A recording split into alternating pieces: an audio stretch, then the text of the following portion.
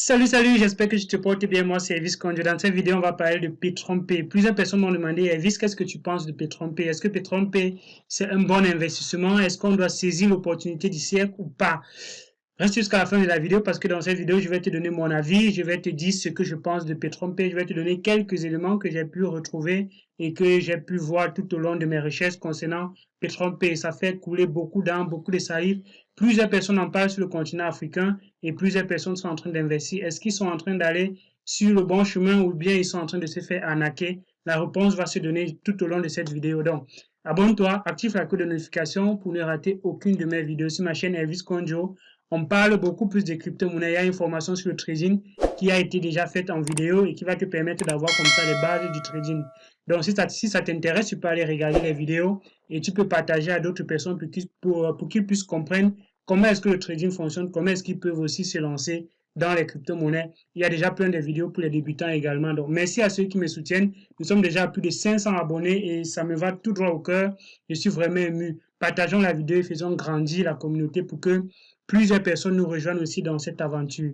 Petron-P, c'est une entreprise, comme j'ai dit tantôt, qui fait les placements. Donc, elles achètent du pétrole auprès des fournisseurs. Donc, quand on lit sur les sites, notre plateforme s'est associée à des grandes raffineries permettant des achats en grande quantité à une excellente rentabilité. Donc, ce qu'elle va faire, c'est collecter l'argent de plusieurs personnes pour acheter en grande quantité et revendre par après sur le marché. Donc, nous sommes en train de parler bien évidemment du pétrole. Nous sommes une entreprise qui exploite et investit dans les actifs pétroliers qui génèrent des rendements solides pour nos investisseurs.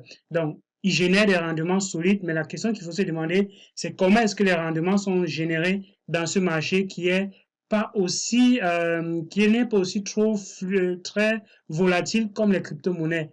Donc, on se demande bien comment est-ce que cela peut être garanti. Quand on regarde un peu la courbe d'évolution du pétrole tout au long de l'année, on se rend compte qu'à un moment donné, le pétrole est allé à une valeur presque négative. Pourquoi est-ce que le pétrole est allé à une valeur presque négative? C'est parce que à un moment donné, il y avait beaucoup de véhicules qui ne circulaient pas, il y avait plein de choses qui étaient à l'arrêt et ça fait que les entreprises qui produisaient avec à un moment donné, ils avaient surproduction.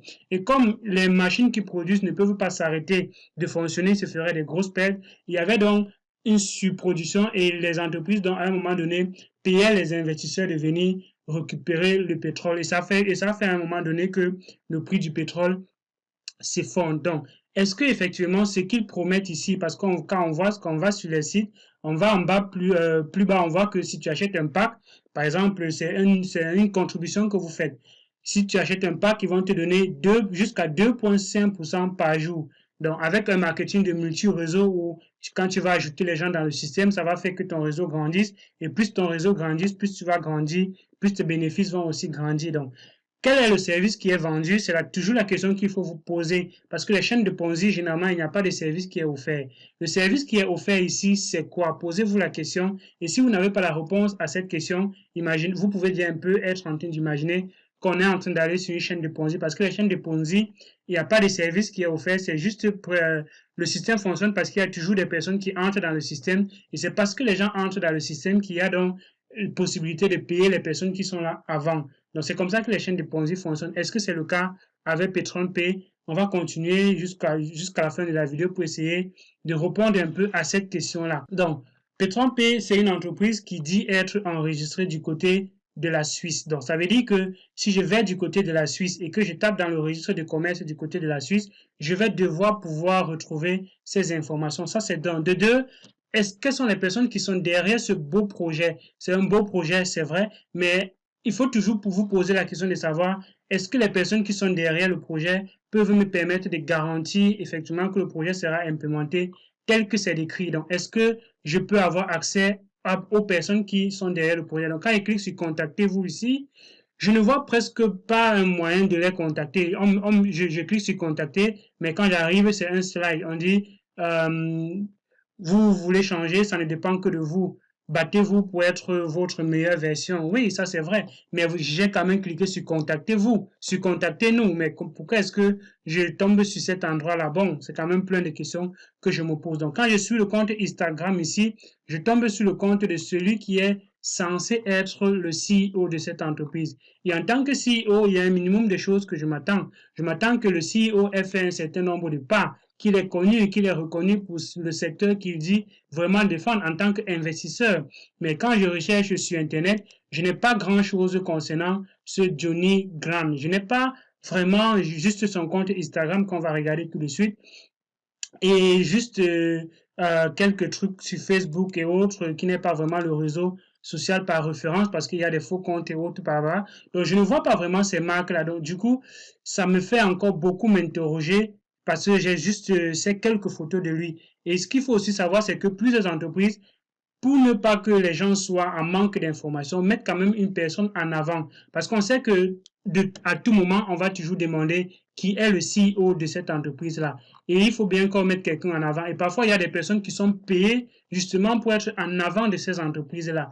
Est-ce que c'est le cas pour ce Johnny Grant? Ça, je ne saurais répondre à ces questions jusqu'à ce qu'un jour, on puisse vraiment avoir la réponse à ces questions. Mais là, présentement, ce serait le CEO. Quand j'arrive sur le compte Instagram, je vois juste des photos de lui en train de s'amuser, en train de se pavaner, montrer que il a de la fortune, il est en voyage, il est en voyage.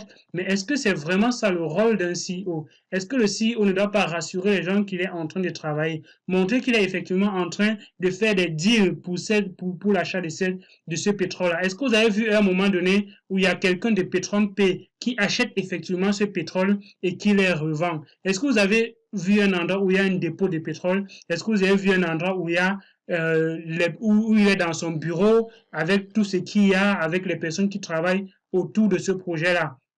Donc, posez-vous cette question-là. Est-ce que c'est effectivement le cas? On n'a pas de réponse. Donc, quand j'arrive, il y a une photo qui m'a quand même intrigué ici et que je vais un peu chercher davantage. Cette photo qui est publiée dans le magazine Fortune. Ça veut dire que si je vais sur le magazine Fortune, je vais pouvoir retrouver cet article qui a été publié sur lui, Beating the Odds. Donc, je vais donc dans ce magazine Fortune et je rappelle que Fortune, c'est un magazine qui est quand même un bon magazine d'investissement du côté des États-Unis. Donc, je peux retrouver cette information-là sur Wikipédia, qui est une entreprise qui fonctionne du côté de New York. Donc, je peux quand même comprendre que c'est une entreprise, c'est un magazine assez crédible.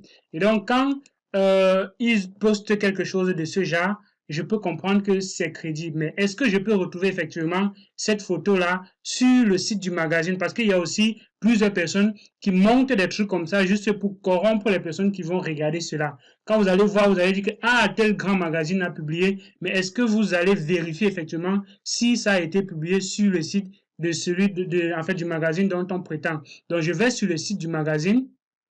Je copie le nom, je copie son nom ici. Donc, je vais sur le site du magazine et je vais rechercher effectivement cette personne-là. Je vais rechercher ce Johnny McGahn. Chez Johnny MC Grant. Et quand j'arrive là, je ne trouve rien, je ne trouve pas d'informations concernant Johnny.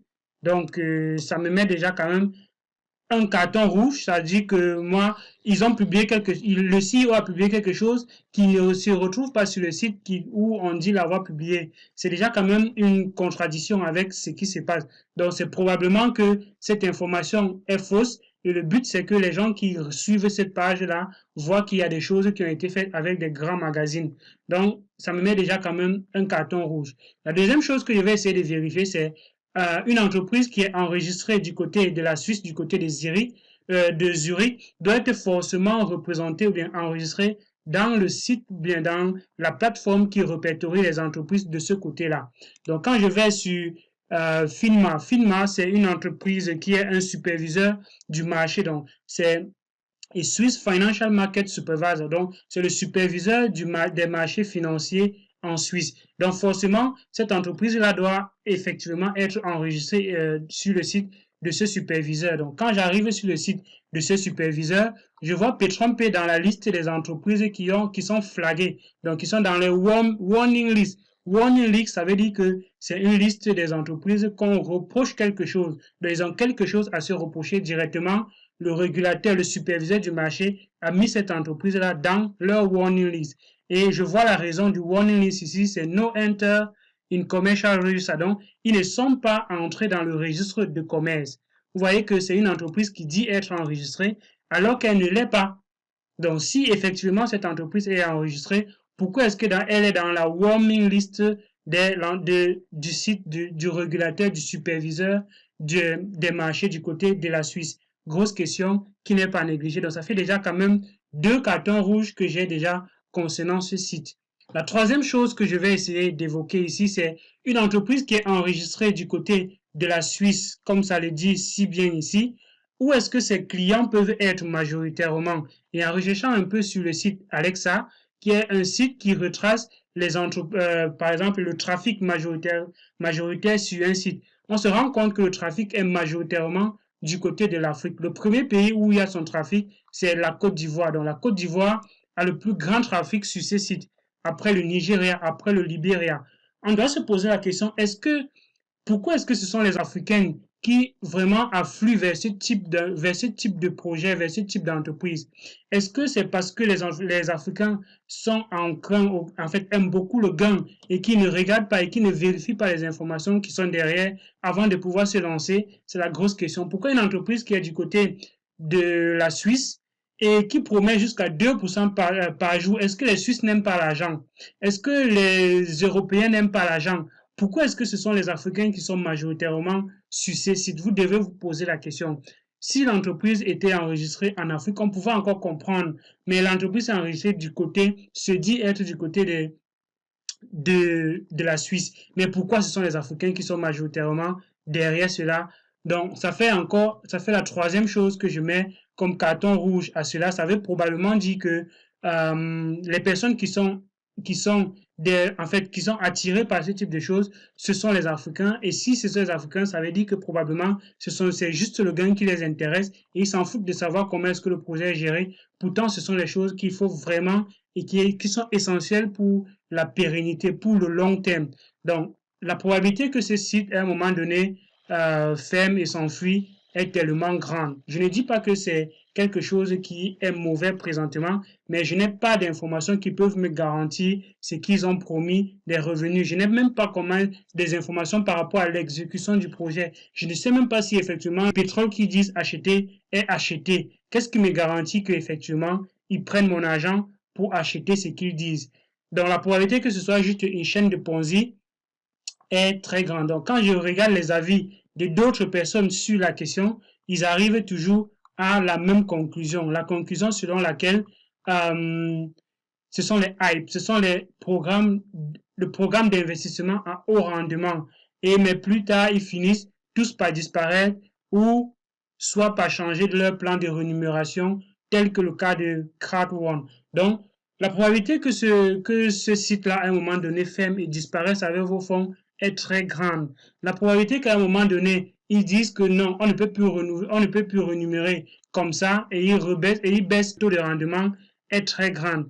Donc, faites très attention quand vous voulez investir dans pareille plateforme. Regardez toutes ces informations que j'ai données là. Les personnes qui sont derrière le projet. Le projet, comment est-ce qu'il est mené? Est-ce qu'il y a une équipe qui travaille réellement et qui est en train de garantir que ce qu'on doit me donner est donné? Quand un projet va déjà jusqu'à plus de 20% de rendement par année, posez-vous toujours les questions parce que même les grands investisseurs de ce monde-là vous disent que déjà même 20% par année, c'est déjà assez considérable. Donc jusqu'à 300% par année en 10 mois, c'est beaucoup trop énorme et je ne pense pas qu'il y a une entreprise à l'heure actuelle qui peut vraiment garantir cela. Si elle existe, tant mieux, mais pourquoi est-ce que ce sont les Africains qui sont majoritairement dans ce type de projet, dans un projet qui est censé être basé du côté de Londres, du côté de la Suisse. Donc, moi, voilà ce que je pense par rapport à Petron-P. Moi, personnellement, je n'investirai pas dans une telle plateforme parce que je n'ai pas d'éléments qui me permettent de garantir ceci. Les gens peuvent profiter pendant un certain temps, c'est normal. Les personnes doivent toujours bénéficier pour que ça fasse grandir la communauté et qu'à un moment donné, ça tombe. Donc, on est clairement peut-être dans un type de projet qui est donc la course au premier qui va sortir. Est-ce que c'est toi qui investis et qui prends tes bénéfices qui va sortir en premier ou bien est-ce que c'est la plateforme qui va prendre un maximum de personnes, d'argent de différentes personnes et après fermer? Donc, on est dans la course de qui va sortir en premier. Donc, si ça dure sur le long terme, tant mieux. J'aurais quand même raté une belle opportunité, mais à l'état actuel des choses, ça ne m'intéresse pas et je ne pourrais pas investir là-dedans. Mais toutefois, c'est mon avis, ce n'est pas un conseil d'investissement. Si vous voulez investir et que ça vous parle, alors prenez le risque à la hauteur de vos moyens. N'investissez pas une somme que vous ne pouvez pas vous permettre de perdre.